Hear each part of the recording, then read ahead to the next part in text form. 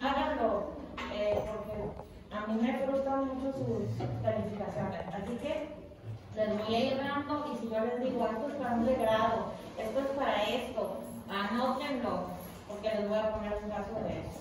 ¿Ok? Bueno, vamos a hablar de los anestésicos generales. ¿Ok? Y bueno, el estado neurofisiológico producido por la anestesia general se va a caracterizar por 5 efectos primarios: inconsciencia, amnesia, analgesia, inhibición de los reflejos autonómicos y relajación del músculo esquelético. Por eso tú le vas a decir al paciente: señor, usted va a ser sometido a anestesia general, lo van a operar de una cole por láparos. Yo le voy a pasar medicamentos por el suelo que le van a dar mucho sueño. Eso va a provocar que no se mueva, que no se acuerde, que no le duele. ¿Ok? Y en eso que no se mueva, que no se acuerde, que no le duele, va lo de la inconsciencia, lo de la amnesia, lo de la analgesia, inhibición de los reflejos autonómicos y relajación del músculo esquelético. Obviamente que no se van a dar esos 5 pasos por sí solos, ¿ok? Entonces, para que una anestesia general sea balanceada, uno debe utilizar fármacos intravenosos y también inhalados, que es lo que nos va a ayudar a llegar al objetivo, que es la inconsciencia, la amnesia, la analgesia, o sea, que no se mueva, que no se acuerde y que no le duele, ¿ok? Entonces, bueno, ¿cuál va a ser su mecanismo de acción? Esto lo vamos a ver así a grandes rasgos, porque ustedes tampoco se van a dedicar a dormir gente cuando salgan del servicio social. Pero bueno, ¿cuál va a ser el mecanismo de acción de los anestésicos generales? Bueno, sobre todo van a hacer su acción en las neuronas, sobre todo en la sinapsis. En la neurona presináptica van a intensificar la actividad inhibitoria de los neurotransmisores, sobre todo de los canales de cloro y potasio. Y en la postsináptica va a disminuir la actividad excitatoria, que va a tener con la acetilcolina, el glutamato y la serotonina. ¿Ok? Eso es a grandes rasgos. Y bueno, vamos a tener nosotros anestésicos inhalados. ¿Ok? Y los inhalados se van a dividir en 2, en volátiles y en gaseosos. En volátiles vamos a tener el alotano, el enflorano, el isoflorano, el desflorano y el sevoflorano. Sobre todo nosotros nos vamos a enfocar más en el sevoflorano, ¿ok? Que es ¿ok? Va a tener una presión de vapor baja y altos puntos de ebullición. ¿Qué quiere decir esto? O sea, esto viene en líquido, ¿sale? Y esto que tenemos aquí al lado es un contenedor donde se va a poner ese anestésico inhalado. Eso se va a vertir ahí en el contenedor. Bueno, es un vaporizador. De hecho, si ustedes tienen la oportunidad de ver este agente inhalado, que es el Seborane, si lo abren, pues está líquido. Y hay unas pipetas especiales que es donde se introduce al vaporizador. Pero si por alguna casualidad, por alguna razón no tienen esa pipeta y hay que introducir al vaporizador, a la hora que ustedes van a estar metiendo el Seborane al contenedor, se les va a caer un poco el suelo. Al caer al suelo, eso se va a evaporizar, ¿ok? Entonces, eso quiere decir. Y luego tenemos los gaseosos, que dentro de los gaseosos vamos a tener el óxido nitroso y el xenón. La verdad es que el óxido nitroso ya no lo utilizamos. Antes era un PUF, pero ahora poco se utiliza, ¿ok? Entonces, este va a tener una baja presión de vapor una presión de vapor alta y un bajo punto de ebullición. Entonces, estos nos van a ver en los quirófanos cuando vayan, porque ya empezaron a ir a dar unos rondines al quirófano. Ayer me encontré con uno de sus compañeros que eran del B. Van a ver ustedes que en la pared están estas, pues parecen como, bueno, no sé cómo se llaman. Luego, por ejemplo, este es de oxígeno y se supone que esto sería de óxido nitroso. Y también hay aire médico, ¿ok? Esas mangueras van conectadas hacia la máquina, que esa es la máquina, y se va a ver aquí. Aquí tenemos como que los puse aquí en esta figurita, ¿ok? Así que vamos a ver el oxígeno, también hay aire médico y el óxido nitroso.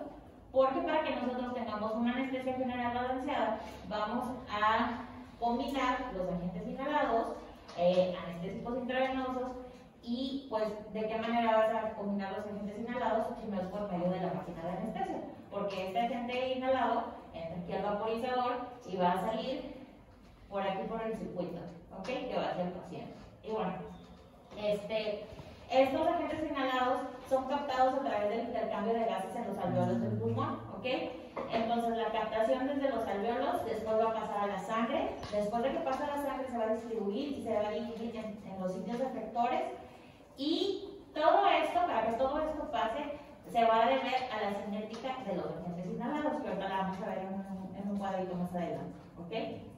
Captación y distribución. La fuerza motriz para la absorción en el organismo de un anestésico inhalado es la relación entre la concentración inspirada, y cuando haya una concentración inspirada, ahí vamos a ver una mezcla de gases, y la concentración alveolar, ¿ok? Entonces, a mayor concentración inspirada, que lo vamos a poner como FI, va a haber mayor concentración alveolar, que va a ser la FA, y eso va a hacer que tú tengas una inducción rápida y que también haya un adecuado gradiente entre la presión parcial inspirada y la alveolar, ¿ok? Ahorita les voy a decir qué significa eso, porque a veces suena muy confuso, ¿ok?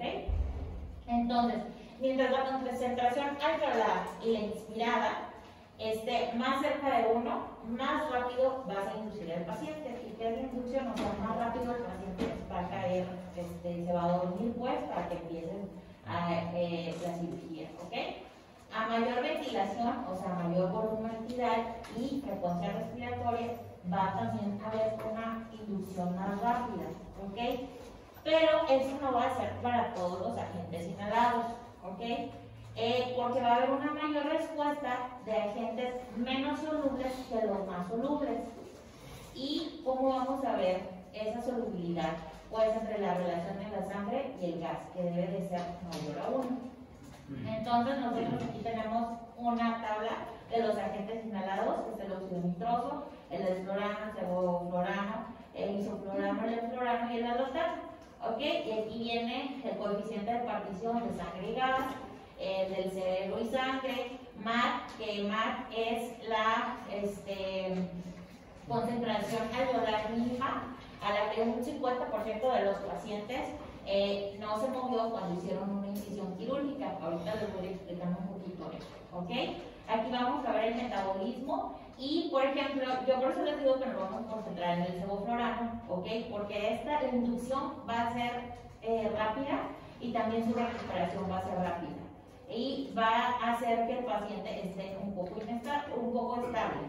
Entonces, aquí era lo que yo les decía sobre la inducción, ¿ok?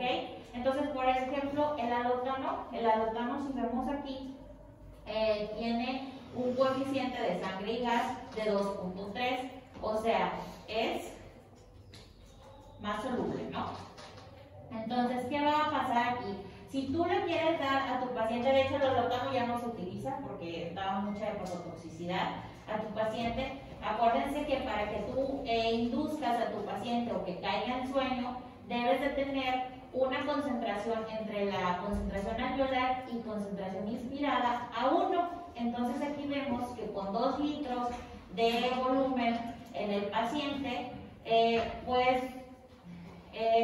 paciente apenas no va ni a la mitad de la concentración, de la diferencia entre la concentración alveolar y la concentración inspirada. Y si tú lo haces a 8 litros, bueno, pues sube más o menos, estaba aquí como en 0.3 y subió a 0.5. Sin embargo, con el óxido nitroso, que es menos soluble, tú le das a 2 volúmenes y casi te va a llegar la concentración, la diferencia de concentración alveolar y la concentración inspirada a 1, o sea, es más fácil que se duerma el paciente. ¿Por qué? Porque es menos soluble, ¿ok? Y aquí igual se ve en eso. Bueno, y aquí yo les puse un monitor. ¿Cómo ustedes van a saber? ¿Ok? Entonces aquí estamos utilizando Seborane, ¿ok? Y entonces aquí mi paciente, esta es la concentración inspirada y la concentración alveolar. Yo le estoy metiendo 2.9 de Seborane y 2.4.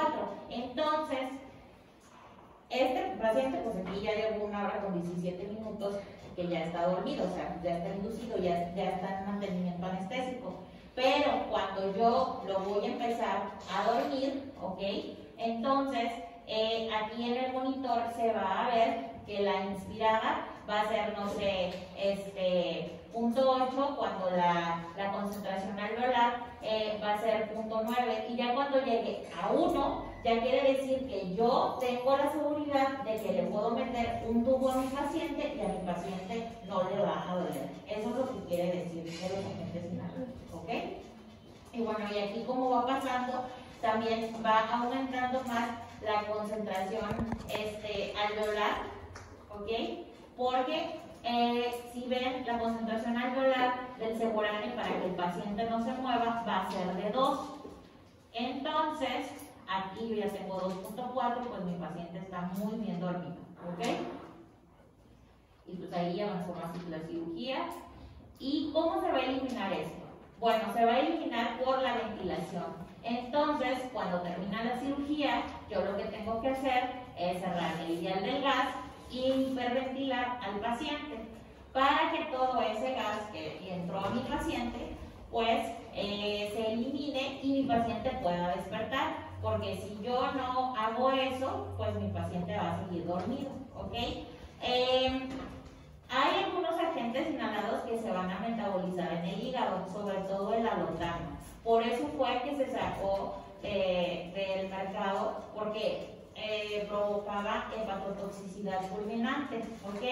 Después está también un poco el enflorano, luego el sevoflurano, y el que menos se va a eliminar, a metabolizar en el hígado, va a ser el óxido nitroso, y todos se van a eliminar por la ventilación, ¿ok? Entonces aquí, esta pues ya terminó la cirugía, y si ustedes ven, aquí ya mi paciente va en 0.8, entonces ya va a despertar. Bueno, de aquí ya estaba ventilando solito, y ya le puede sacar el tubo. Doctora, sí. ¿Cuándo empieza a ventilar solo? Cuando tiene un McAvoy, que se llama, es en 0.7 más o menos. Y acuérdense que va a depender también de muchos factores. Por ejemplo, si el paciente es alcohólico, anoche me tocó una paciente de 80 kilos y como 1.70, una urgencia que pase como a la 1 de la mañana. Y la mujer decía solamente que tomaba fentanilo. Yo le pregunté que si tomaba, me dijo que no. Entonces, para los 70 kilos que ella pesaba, yo le debía haber puesto, bueno, siempre les pongo como a 5 de fentanil, o sea, 7 por 5 como unos 350.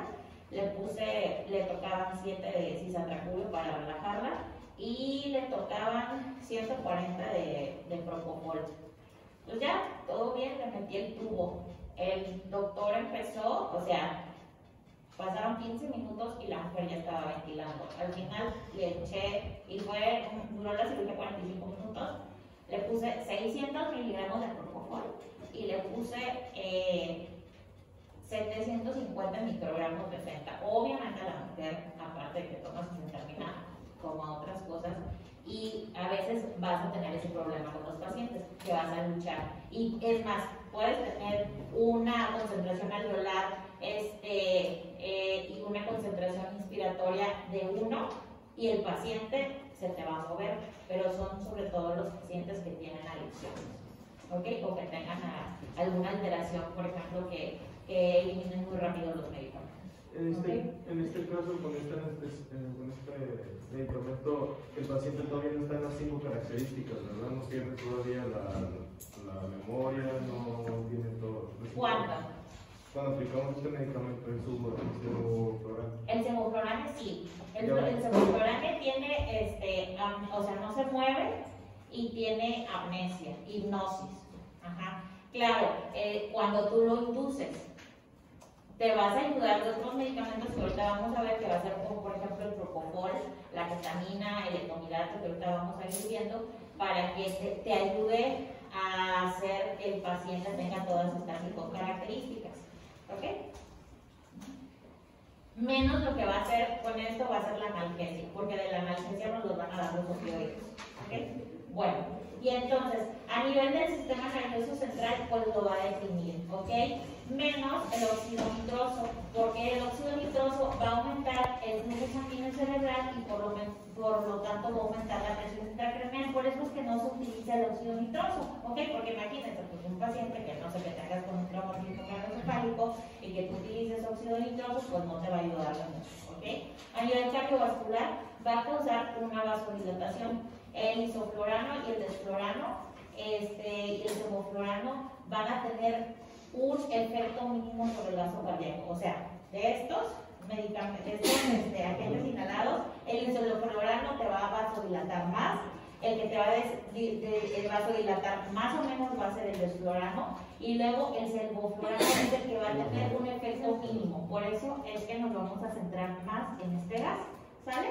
Y el desflurano va a tener una activación simpática transitoria. Entonces, si tiene una activación simpática transitoria, ustedes, ¿para qué pacientes no elegirían este medicamento? Eso lo vimos ¿vale? En los hipertensos. Sí, solamente que en los hipertensos, si tú por ejemplo le pones midazolam antes y le pones el fentanil, eso te va a ayudar. Aunque claro, pudiera ser, pero ¿qué otro paciente que es más susceptible y que vimos con taquicardia? Sí, ¿y qué pacientes tienen taquicardia? Los pacientes con un cromocytoma, ok, ni se les ocurra, ok, porque ¿qué es lo que van a hacer? Van a hacer que ejerza su efecto en las catecolaminas y ese paciente se te va a superponer mal.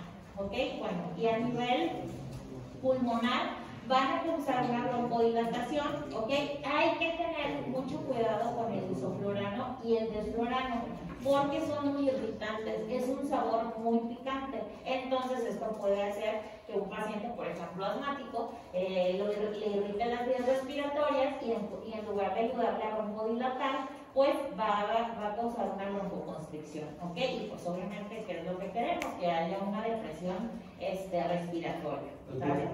¿Hay alguna contraindicación para pacientes asmáticos o con EPOC por el sistema simpático? En cuestión del desflurano, no, sobre todo sería más, es que, o sea, sería más, por ejemplo, con los pacientes que tienen, por ejemplo, el cromocitoma, porque lo otro, tú le puedes meter medicamentos que van a ayudar a que se relaje el músculo, ¿ok? Y en su mayoría lo que hacen es que, claro, van a hacer una activación simpática, pero ya después se va a quitar esa activación simpática, pero de preferencia no lo utilices. De hecho, el desflurano casi no se utiliza. Si tú ves en los hospitales, nada más van a meter sevoflurano casi. Pero entonces nada más para que yo sepa, y por eso yo les digo, o sea, me voy a centrar en el sevoflurano, porque son muchos agentes inhalados.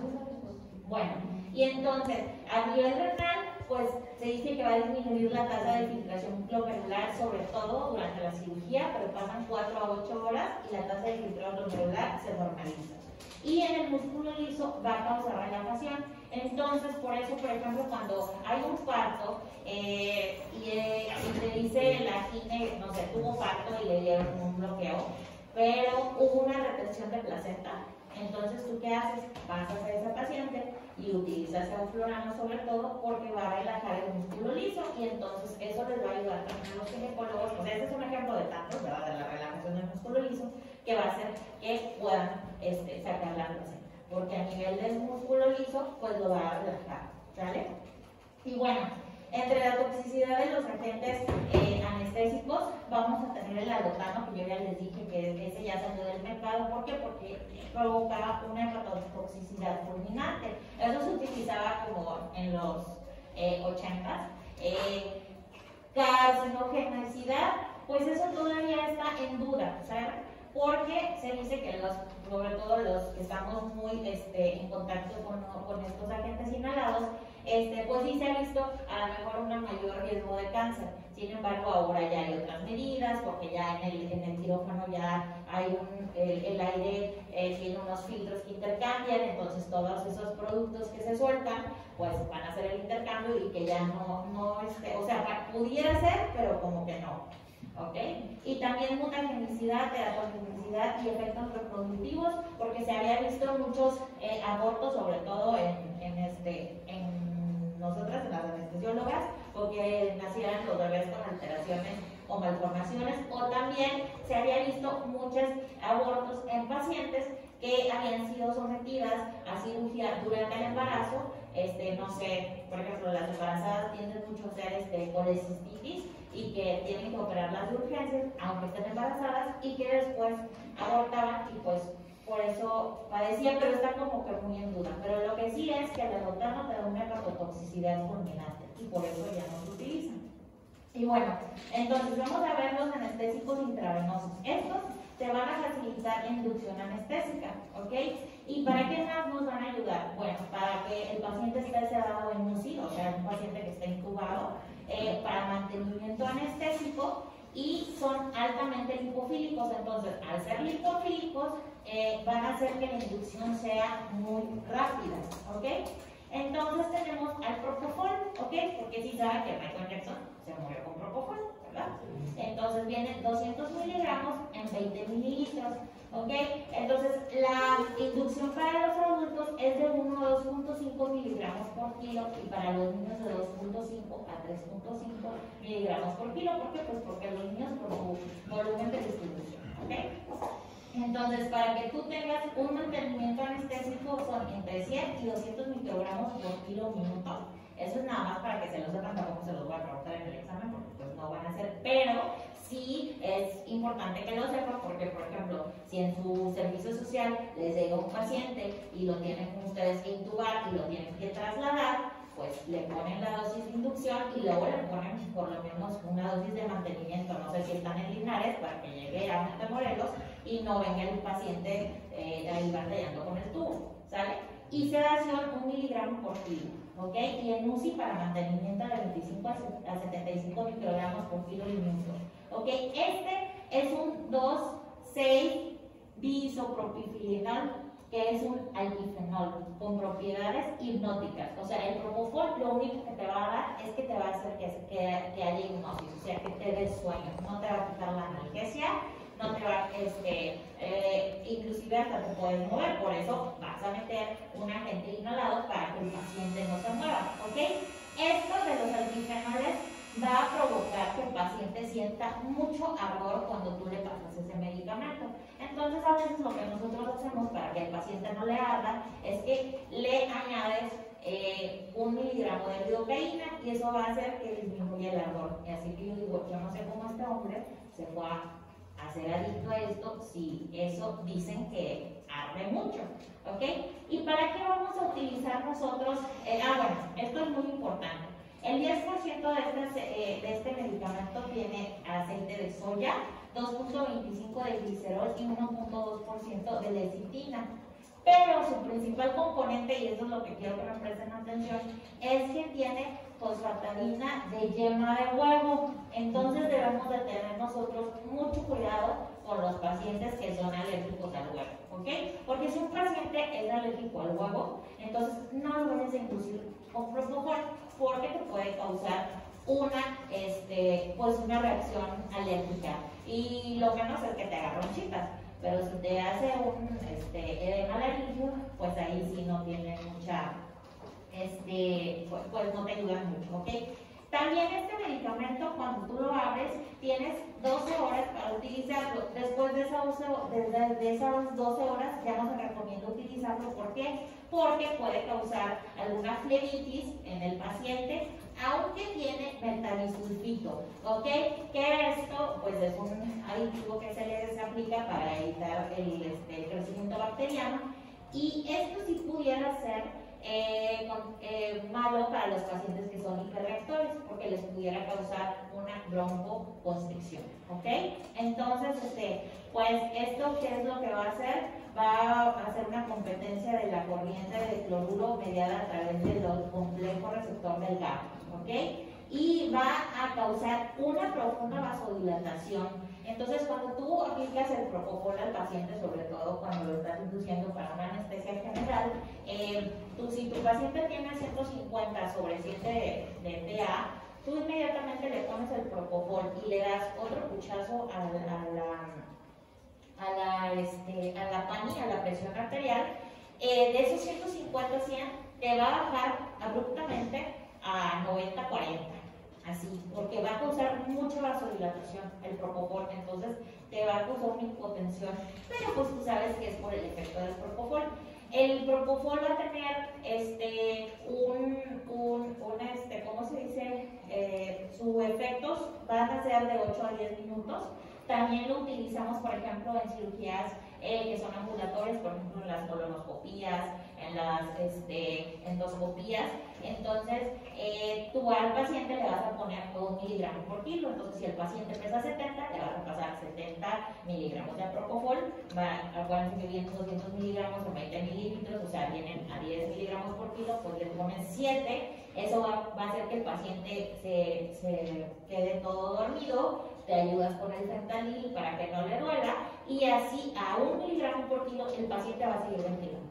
Ya cuando tú lo quieres inducir, le vas a poner 2.5, y a 2.5 el paciente te va a dejar de ventilar, ¿ok? Porque en este tipo de cirugías lo que tú quieres es que el paciente esté ventilando, porque si no ventila lo vas a tener que asistir, y pues el cirujano no le va a gustar mucho eso, sobre todo en las endoscopías, porque las endoscopías pues trabajan en la boca. Entonces debes de hacer que el paciente siga ventilando. Doctora, Ajá. para que no le duela, ¿le puedo poner lidocaína o fentanil? No, para que no le duela al paciente, por favor, le agregas lidocaína. Le agregas 1 miligramo, que van a ser 1 mililitro, que van a ser, si es al 1%, pues van a ser 10 miligramos, y si es al 2%, 1 mililitro son 20 miligramos. ¿Ok? También se puede utilizar para la náusea, el propofol, y serían 20 miligramos IV por dosis única. Obviamente se lo fraccionas, o sea, son 2 mililitros. ¿Y cómo se mantiene, o sea, cómo calculo la dosis que le voy a pasar por minuto? O sea, sí, 900, pero como, ¿es como una infusión? No, se lo pasas así, en bolo. Inmediatamente. ¿Pero Digo, ¿mande? cada minuto? No, o sea, tú, por ejemplo, para dar una anestesia general tienes a tu paciente. Llega tu paciente y entonces primero le pones mira. Acuérdense que yo siempre les dije que hay que ponerle midazolam porque el paciente viene ansioso. Entonces se relaja el paciente y luego le pones fentanil a 5 microgramos por kilo. No sé si pesas 70, 350 microgramos. Bueno, le pasas primero 100 porque el paciente se va a marear, con el fentanil se va a marear. Y entonces te esperas un poquito, unos 2 minutos, que ya hizo el efecto del fentanil, y entonces le pones el propofol. Se lo puedes poner así, súper rápido, ¿ok? A veces yo les digo, pásenle el propofol, y van así súper lentos. Digo, no, pásaselo rápido, porque yo lo que quiero es ya que se tumbe para que yo le pueda meter el tubo. Entonces, le pones la dosis de inducción, que sería 2.5, no sé, vamos a dejarle en 2. Si pesa 70, 140 miligramos, entonces a los 30 segundos más o menos el paciente te va a dejar de ventilar y tú lo tienes que asistir, porque primero tienes que ver si puedes ventilar al paciente. Si ya ventilas al paciente, con esos 140 miligramos le vas a poner un relajante muscular, ¿ok? Que va a ser cisatracuro o no sé. Le pones la dosis, esperas la latencia para que el relajante muscular haga su trabajo y las cuerdas vocales se abran, metes el laringo y metes el tubo.